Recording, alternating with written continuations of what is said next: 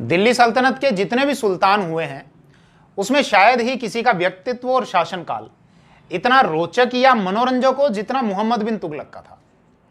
मोहम्मद बिन तुगलक, जिसको विद्वान मूर्ख कहते हैं इतिहासकार, जिसको ये कहते हैं वो रक्त का प्यासा था, उसको रक्त बहाने में बहुत मजा आता था। जैसा उस समय का इतिहासकार बर्नी भी लिखता है कि उस समय लोगों को गाजर मूली की तरह काट दिया जाता था और उनका जो खून है वो नालियों में पानी की तरह बहता था। और बर्नी लिखता है कि अगर इन घटनाओं के बारे में मैं लिखूं तो मोटे मोटे 2 ग्रंथ मेरे को लिखने पड़ेंगे, 2 मोटी मोटी किताबें मेरे को लिखनी पड़ेंगी। उसी के समय का जो दिल्ली का काजी था इब्न बतूता, जो अफ्रीका का यात्री था, भारत आया हुआ था, और मोहम्मद बिन तुगलक ने उसको दिल्ली का काजी बनाया था। लगभग 8 वर्षों तक वो दिल्ली का काजी रहा था। उसने एक किताब लिखी थी रेहला, जिसके बारे में अभी मैं आगे वीडियो में बात करूंगा। तो इब्न बतूता ये लिखता है कि वो दिल्ली का अब तक के सुल्तानों में से ऐसा सुल्तान था जिसको खून बहाने में बहुत मजा आता था और वो बहुत दयालु भी था। मतलब एक दूसरे की विरोधाभासी ये बातें लिखी हैं कि ऐसा सुल्तान जिसको रक्त बहाने में भी मजा आ रहा है, खून देखने में बहुत मजा आता है, और फिर भी वो बहुत ज्यादा दयालु है। तो इस वीडियो में हम मोहम्मद बिन तुगलक के शासनकाल के संबंध में बहुत डिटेल से बात करने वाले हैं। यह वीडियो आपकी नॉलेज तो बढ़ाएगा ही बढ़ाएगा, और इस वीडियो में मेरे द्वारा कही गई एक एक बात, एक एक पॉइंट एग्जाम के पॉइंट ऑफ व्यू से बहुत इंपॉर्टेंट है। भले ही कोई सा ही आपका एग्जाम हो, प्रीलिम्स हो या मेंस हो या और भी कोई दूसरा कॉम्पिटिटिव एग्जाम्स हो, जो जो बातें मैं आपको बताऊंगा उसका एक एक पॉइंट एग्जाम के पॉइंट ऑफ व्यू से और आपकी नॉलेज बढ़ाने के पॉइंट ऑफ व्यू से बहुत जरूरी है, बहुत अच्छा है। मैं रमन भारद्वाज, आइए इस विषय को शुरू करते हैं।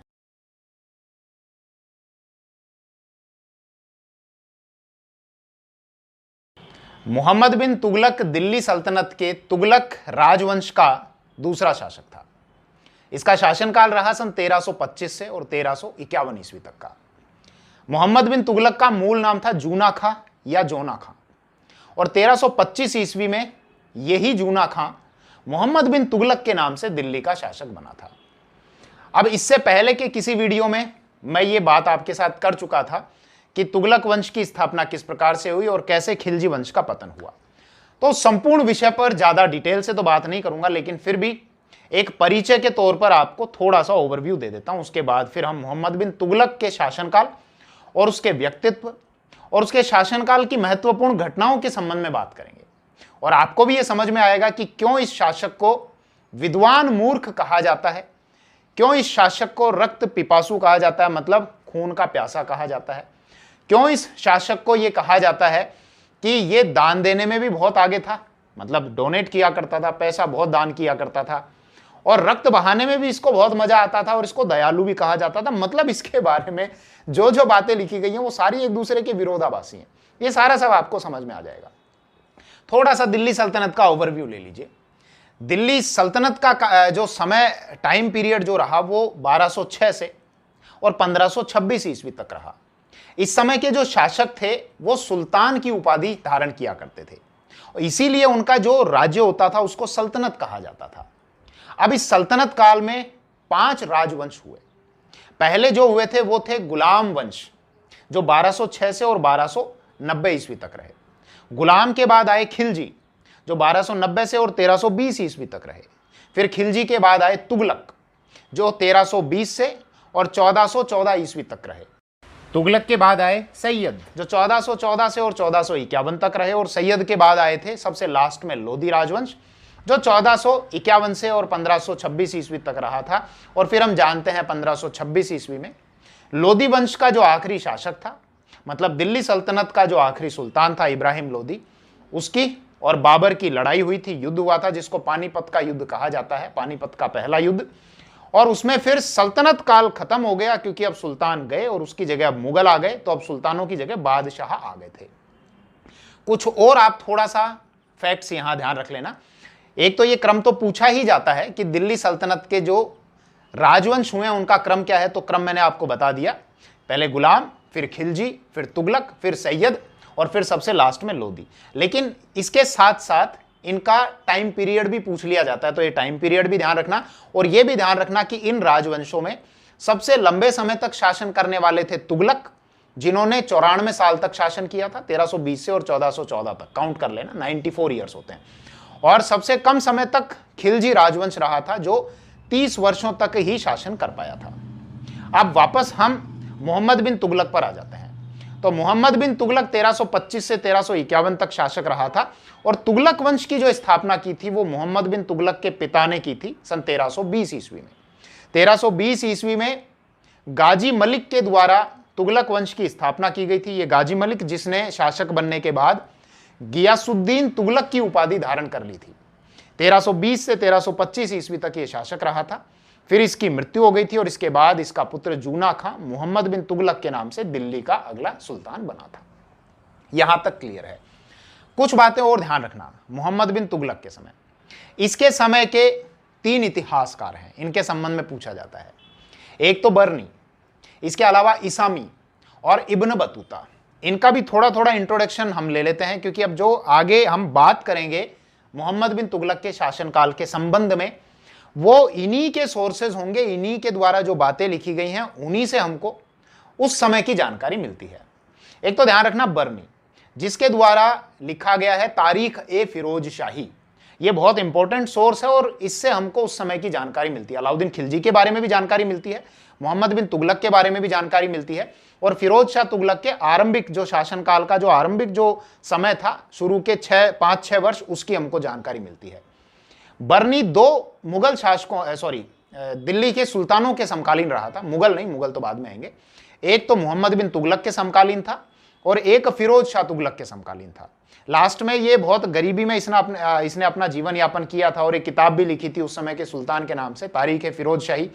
और इसको लगा कि सुल्तान शायद खुश हो जाएगा, मुझे कुछ उपाधियां भी दे दी जाएंगी, पैसा भी दे दिया जाएगा। लेकिन फिरोज शाह तुगलक ने इस पर ध्यान नहीं दिया और गरीबी में ही इसकी मृत्यु हो गई। इब्न बतूता का ध्यान रखना। इब्न बतूता अफ्रीका का यात्री था, भारत में आया हुआ था, और मोहम्मद बिन तुगलक ने इसको दिल्ली का काजी बना दिया था।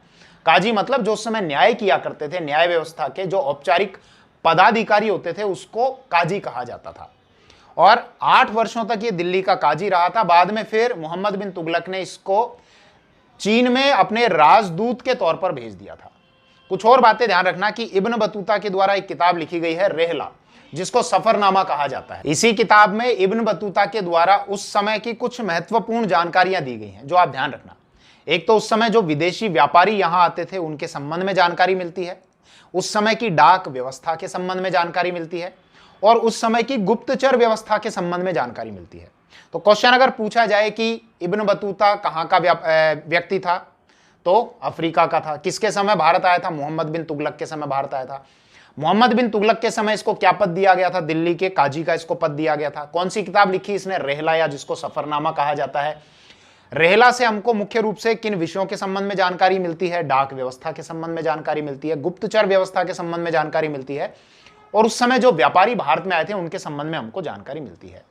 इसके अतिरिक्त एक और उस समय का इतिहासकार ध्यान रखना, ईसामी।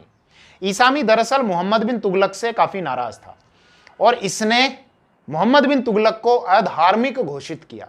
यह कहा कि यह अधार्मिक है, यह काफिर है, इसीलिए इसकी वजह से इस्लाम को नुकसान हो रहा है, और ईसामी ने मोहम्मद बिन तुगलक के विरुद्ध युद्ध छेड़ने का आह्वान किया था।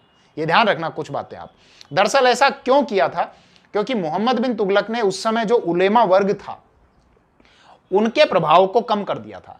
इसी की वजह से ये इसामी उससे नाराज हुआ और मोहम्मद बिन तुगलक के विरुद्ध युद्ध का आह्वान कर दिया था। खैर, इतना इंट्रोडक्शन आपको बहुत अच्छे से मिल गया और आपको सारी बातें समझ में आ गई होंगी। अब हम एक बार बात करते हैं कि मोहम्मद बिन तुगलक को विद्वान मूर्ख क्यों कहा जाता है। आखिर इसके शासनकाल के ऐसे कौन से डिसीजन थे जिसकी वजह से इसको ये उपाधियां दी गई हैं कि पागल शासक कहा गया, विद्वान मूर्ख कहा गया, खून का प्यासा कहा गया। तो एक एक करके इसके शासनकाल के उन डिसीजन की हम बात करते हैं। पहला था, इसने जो दोआब के क्षेत्र में टैक्स बढ़ा दिए थे बहुत ज्यादा। बात है सन 1325-26 ईस्वी की, मतलब जब ये सुल्तान बना ही था उस समय की। दोआब का जो क्षेत्र है वो 2 नदियों के बीच का जो भाग आता है उसको दोआब का क्षेत्र कहा जाता है। जैसे उत्तर प्रदेश में गंगा और यमुना नदी के बीच का जो भाग है वो दोआब क्षेत्र कहलाता है।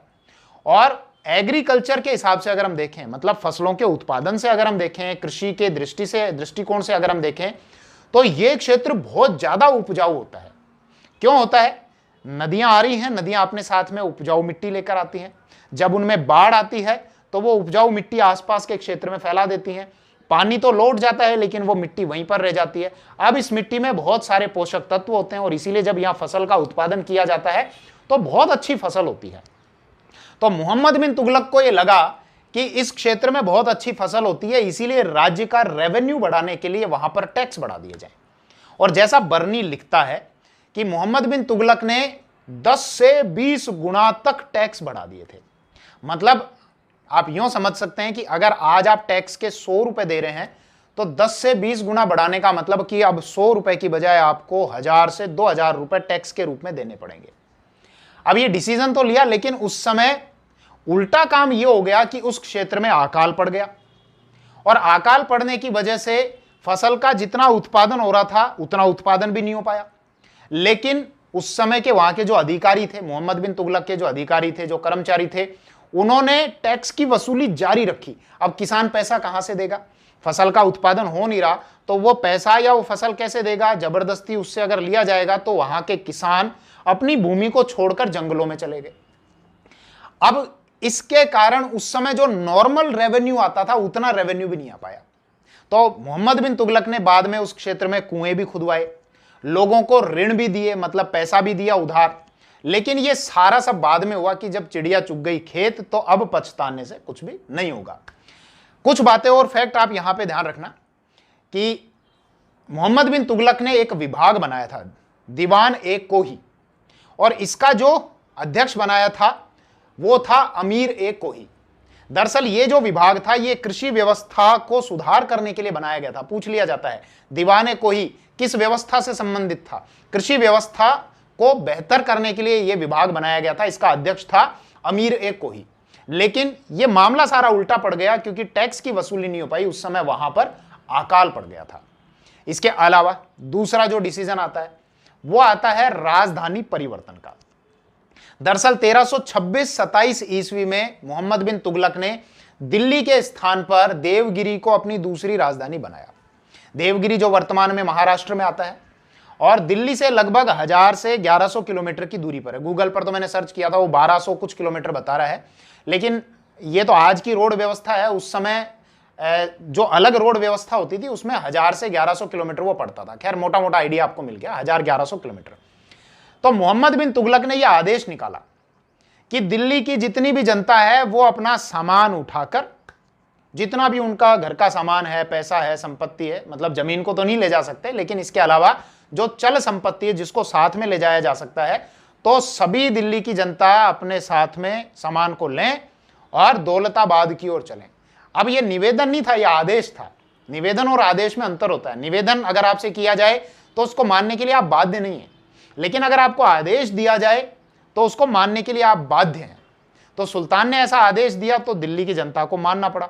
अब आसान तो है नहीं अपना ये सारा सब सामान उठाकर दिल्ली से और वहां जाना। देवगिरी अपनी राजधानी बनाया, उसका नाम दौलताबाद रखा था, यह ध्यान रखना मोहम्मद बिन तुगलक ने। हालांकि रास्ते में खाने पीने की व्यवस्था की गई थी, विश्राम की भी व्यवस्था की गई थी, लेकिन इतना लंबा सफर तय करने में बहुत सारे लोग खप गए। हजारों की संख्या में लोग मारे गए, आम जनता बेचारी मारी गई। सुल्तान का क्या है, सुल्तान तो आराम से बैठ के पालकी में चलेगा या उस हाथी घोड़े पे चलेगा। आम जनता बहुत बड़ी संख्या में मारी गई। और जब वहां पर ये गए, दौलताबाद को बसाया, तो वहां पर ना तो दिल्ली के लोगों का मन लगा, ना सुल्तान का खुद का मन लगा। तो फिर अब यह आदेश दिया गया कि वापस से दिल्ली की ओर चलो। तो फिर से ये जनता वापस से दिल्ली की ओर आई। तो वहां जाने में बहुत सारे लोग मारे गए, वहां से वापस आने में बहुत सारे लोग मारे गए, और सुल्तान की जो प्रतिष्ठा थी उस प्रतिष्ठा को भी, उसके पद की प्रतिष्ठा को भी आघात पहुंचा। लोग बातें करने लग गए, बोले यार किस तरह का मूर्ख है ये, कैसा पागल है, पहले कह रहा है दौलताबाद चलो। मतलब समझ में आ रहा है ना, देवगिरी को दौलताबाद नाम रखा गया था मोहम्मद बिन तुगलक के द्वारा। तो लोगों ने कहा कैसा पागल सुल्तान है कि पहले कह रहा है दौलताबाद चलो और अब वापस मना कर दिया, अब आदेश निकाल दिया नहीं फिर से दिल्ली की ओर चलो। दरअसल उस समय देवगिरी को राजधानी बनाने का एक कारण था।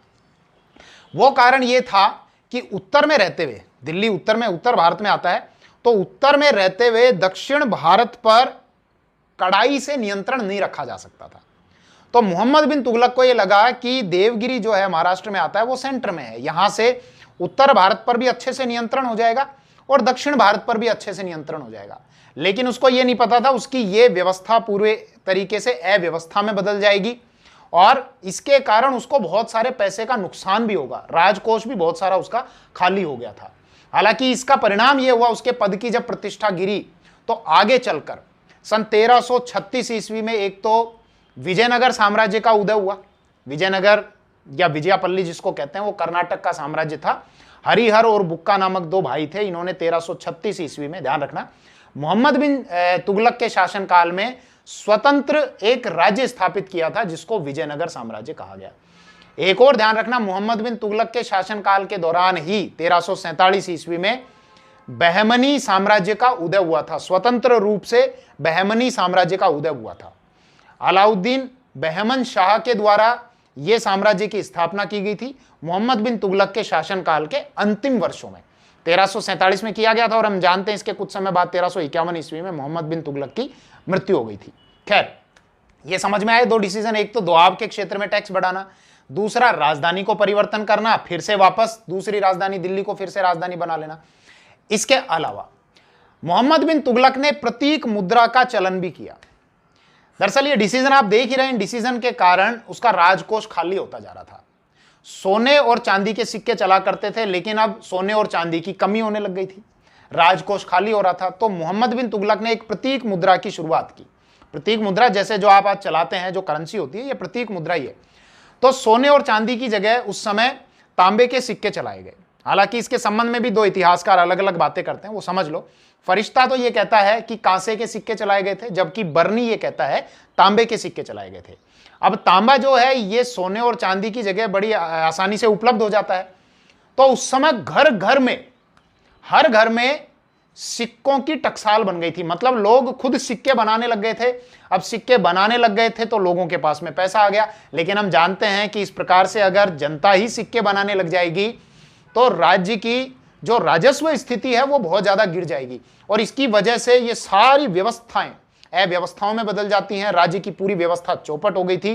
तो मोहम्मद बिन तुगलक को ये डिसीजन वापस लेना पड़ा और उसने ये कहा कि जो जो तांबे के सिक्के बाजार में हैं, एक काम करो, उनको राजकोष में जमा करा दो और उसकी जगह सोने और चांदी के सिक्के ले जाओ। अब तांबे के तो सिक्के बहुत सारे थे तो लोगों ने बहुत बड़ी मात्रा में उन तांबे के सिक्कों को राजकोष में जमा कराया और उसके स्थान पर सोने और चांदी के सिक्के ले लिए। इसकी वजह से भी राजकोष को बहुत बड़ा घाटा हुआ। इसके संबंध में बर्नी ने हालांकि लिखा है, यह कहा है कि उस समय घर घर में टकसाल हो गई थी। हिंदू शब्द लिखा है बर्नी ने, यह कहा है कि हिंदुओं का घर टकसाल बन गया था। अब हिंदुओं के अलावा बाकी लोगों का घर भी टकसाल ही बना होगा। हालांकि बर्नी ने देखो अपनी तारीख फिरोज शाही में कुछ बातें और लिखी हैं जिनको पढ़कर यह समझ में आता है कि वो वही इतिहास लिखता था जो उसके सुल्तान को पसंद था। बर्नी ने यह लिखा है कि सुल्तान के डर से, सुल्तान के भय से मैंने बहुत सी सच्चाइयों को नहीं लिखा। मतलब जो बातें मुझे लिखनी चाहिए थी, जो सच्ची बातें बतानी चाहिए थी वो मैंने नहीं लिखी क्योंकि मुझे अपने सिर को खोने का डर था। भाई सुल्तान को यह आदेश देने में कितनी देर लगती है कि सिर काट दो, सिर कलम कर दो, 2 मिनट में सिर कलम कर दिया जाएगा। तो इसीलिए बहुत सारी बातें बर्नी के द्वारा नहीं लिखी गई। ये खुद बर्नी ने लिखा है और उसने यहां पर यह लिखा है कि हर हिंदू का घर टकसाल बन गया था। तो टकसाल तो मुस्लिम का घर भी बना होगा और भी दूसरे धर्म के लोग होंगे, उनका घर भी टकसाल बना होगा, लेकिन उसने पर्टिकुलर यहां हिंदू नाम लिया है। खैर, ये 3 डिसीजन समझ में आए। इसके बाद अब एक चौथा डिसीजन और देखते हैं। मोहम्मद बिन तुगलक ने एक बहुत विशाल सेना तैयार की। अलग अलग सोर्सेज में इसकी अलग अलग संख्या बताई जाती है। राजस्थान में एक किताब चलती थी 11वीं क्लास में, भारत का इतिहास एवं संस्कृति, अब नहीं चलती, वो अब बंद हो गई, पहले चला करती थी। उसमें एक संख्या बताई गई है 3,70,000। दरअसल मैं क्या कहना चाह रहा हूं, स्पष्ट करता हूं। खुरासान का जो शासक था अबू सईद, उसके वहां के कुछ दरबारी, कुछ अमीर मोहम्मद बिन तुगलक के पास में दिल्ली में आ गए थे। उन्होंने यहां पर शरण ली और मोहम्मद बिन तुगलक को खुरासान के शासक पर हमला करने के लिए, आक्रमण करने के लिए प्रेरित किया। वहां का शासक अबू सईद था। खुरासान का जो क्षेत्र है वो वर्तमान में ईरान का जो उत्तर पूर्वी हिस्सा आता है वो तुर्कमेनिस्तान का हिस्सा आता है और अफगानिस्तान का ये जो हिस्सा आपको मैप पर दिख रहा है ये खुरासान कहलाता था उस समय। तो उस पर आक्रमण करने के लिए मोहम्मद बिन तुगलक ने एक विशाल सेना तैयार कर ली। इसकी संख्या अलग अलग हो सकती है, 1 लाख, 2 लाख, 3,70,000 जो भी है। और इस इतनी बड़ी सेना को 1 साल का नकद वेतन भी एडवांस में दे दिया और बाद में फिर वहां पर हमला करने का, आक्रमण करने का विचार त्याग दिया। सेना बनाई, खर्चा उसका, 1 साल का एडवांस वेतन दे दिया, खर्चा उसका, राजकोष पर ही तो वजन पड़ेगा। ये राजकोष का वजन किस पर पड़ेगा? आम जनता पर पड़ेगा, क्योंकि जनता से फिर टैक्स की वसूली की जाएगी। और फिर उस सेना को भंग कर दिया गया, वहां पर आक्रमण का विचार त्याग दिया गया। अब वहां आक्रमण न करने का शायद हो सकता है उस समय की कुछ बदलती हुई राजनीतिक परिस्थितियां हो जिसकी वजह से यह निर्णय लिया गया हो सकता है कि अगर हमला किया जाता तो और ज्यादा आर्थिक नुकसान उठाना पड़ता, शायद इसीलिए उस समय के हमले का विचार त्याग दिया गया था। और एक इतिहासकार हैं ईश्वर प्रसाद, उन्होंने ये कहा है कि मोहम्मद बिन तुगलक ने आक्रमण करने का जो विचार त्यागा ये उसका उस समय की परिस्थिति के हिसाब से अच्छा निर्णय था। खैर, राजकोष पर तो दबाव पड़ा ही, राजकोषीय घाटा तो बढ़ा ही उसका। इसके अलावा एक और घटना की चर्चा करते हैं मोहम्मद बिन तुगलक के शासनकाल की, जिसमें उसके 1 लाख सैनिक भेजे गए थे और उस 1 लाख सैनिकों में से बर्नी ये कहता है कि 10 ही सैनिक लौट के आए। मैं बताऊंगा अभी डिटेल से। और इब्न बतूता ये कहता है कि 3 ही सैनिक वापस लौट के आए। तो दरअसल एक अभियान चलाया गया था, कराजल या जिसको कारांचल कहा जाता है। हिमालय की तलहटी का ये एरिया आता है, तिब्बत से लगता हुआ ये पूरा क्षेत्र आता है। तो मोहम्मद बिन तुगलक ने 1 लाख की फौज वहां पर भेज दी। वहां के जो शासक थे वो हिंदू थे, उनके साथ युद्ध हुआ और उन्होंने टैक्स देना स्वीकार कर लिया मोहम्मद बिन तुगलक को। यह सेना भेजी गई थी मलिक खुसरो के नेतृत्व में। अब वहां पर जब यह सेना विजयी रही तो मोहम्मद बिन तुगलक ने इस सेना को आगे बढ़ने का आदेश नहीं दिया था और वहीं से वापस दिल्ली लौट आने के आदेश दिए थे। लेकिन अपने सुल्तान मोहम्मद बिन तुगलक के आदेश का उल्लंघन करते हुए मलिक खुसरो आगे की ओर बढ़ गया, तिब्बत की ओर। वहां का मौसम बदला। वहां पता है वहां की भौगोलिक परिस्थितियां अलग हैं, वहां के मौसम की परिस्थितियां अलग हैं। बर्फ जमी रहती है, ठंड है, बड़े बड़े पहाड़ पर्वत हैं और दिल्ली के जो भौगोलिक परिस्थितियां हैं, जो मौसम की परिस्थितियां हैं वो अलग हैं। तो वहां उन बदलती हुई मौसम की परिस्थितियों की वजह से बर्फ गिर रही है, बड़े बड़े पहाड़ हैं, उसकी सेना घिर गई और उस समय के हिंदू शासक ने बड़ा फायदा उठाया और वहां ऊंचाई से उन पर पत्थर फेंके, पेड़ लुढ़काए गए। तो इन सब कारणों से, एक तो मौसम की वजह से और दूसरा वहां के शासक की वजह से, वहां के जो सैनिक थे उन्होंने उन पर जब पत्थर फेंके, पेड़ लुढ़काए, तो उसकी वजह से वो सेना पूरे तरीके से वहां पर नष्ट हो गई। और बर्नी ये लिखता है कि वहां के शासक ने मात्र पत्थर लुढ़काकर और पेड़ों को लुढ़काकर ही, और इसके अलावा मौसम ने इतनी बड़ी सेना को खत्म कर दिया। और जब ये सैनिक वहां से लौटे, बर्नी के हिसाब से, मैं देखने नहीं गया था, मैं नहीं बता रहा हूं, क्योंकि कई बार स्टूडेंट कमेंट कर देते हैं कि साहब आपको कैसे पता कि 3 ही सैनिक लौटे। तो मैं जो भी बात कहता हूं सोर्सेज के आधार पर कहता हूं। तो बर्नी ये कहता है कि 10 ही सैनिक लौटे और इब्न बतूता ये कहता है कि 3 ही सैनिक वहां से लौट के आए। तो आप सोचो, एक तो इतनी बड़ी सेना उसकी नष्ट हो गई और दूसरा जब सेना को वहां भेजा गया था तो कितना पैसा भी उसका लगा होगा। तो ये एक एक करके कितने सारे उसके शासनकाल के डिसीजन हुए। दोआब के क्षेत्र में टैक्स बढ़ाना, फिर राजधानी को चेंज करना, फिर खुरासान पर हमले के लिए अपनी सेना तैयार करना, 1 साल का वेतन एडवांस में देना, फिर उस सेना को वापस भंग कर देना, करांचल या कराजल के लिए 1 लाख सैनिक भेजना और 1 लाख सेना ही पूरे तरीके से नष्ट हो गई, क्योंकि 10 सैनिक लौट के आए या 3 सैनिक लौट के आए तो ये तो ना के बराबर है। अब हम चल लेते हैं मोहम्मद बिन तुगलक के शासनकाल के अंत की ओर। सन 1351 ईस्वी में पाकिस्तान के थट्टा स्थान पर मोहम्मद बिन तुगलक की मृत्यु हो गई। वहां पर उसने एक सैन्य अभियान चलाया और उस सैन्य अभियान के दौरान ही उसकी मृत्यु हो गई। और उसकी मृत्यु के बाद उसके चाचा के लड़के फिरोज को अगला सुल्तान बनाया गया और फिरोज शाह तुगलक के नाम से दिल्ली का अगला सुल्तान बना, जो 1351 से और 1388 ईस्वी तक अगला शासक रहा। हालांकि हमारा विषय मोहम्मद बिन तुगलक है, तो इस वीडियो के अंत में हम मोहम्मद बिन तुगलक के व्यक्तित्व और उसके शासनकाल का थोड़ा सा मूल्यांकन कर लेते हैं। जैसा मोहम्मद बिन तुगलक के बारे में इतिहासकारों ने लिखा है कि वो विद्वान मूर्ख था। मतलब विद्वान तो था लेकिन मूर्ख भी था। विद्वान क्यों?